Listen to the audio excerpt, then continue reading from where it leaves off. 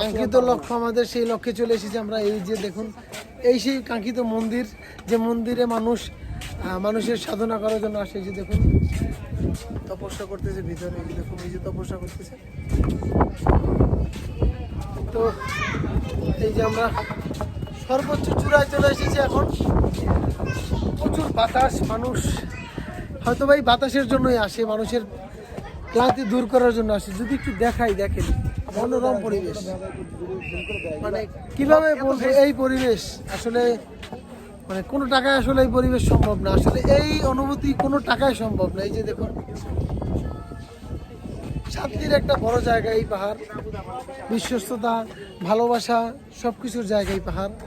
এটাই হলো সেই চন্দ্রনাথ মন্দির। এখানে মানুষজন আসে, বিশ্বের বিভিন্ন দেশ থেকে আসে শুধুমাত্র পুজো করার জন্য বা তাদের ধর্মীয় যে রিচুয়ালগুলো আছে সেগুলো পালন করার জন্য। এখানে মানুষ তপস্যা করে, ধ্যান করে, বিভিন্ন ধরনের কার্যক্রম এখানে সম্পন্ন হয়।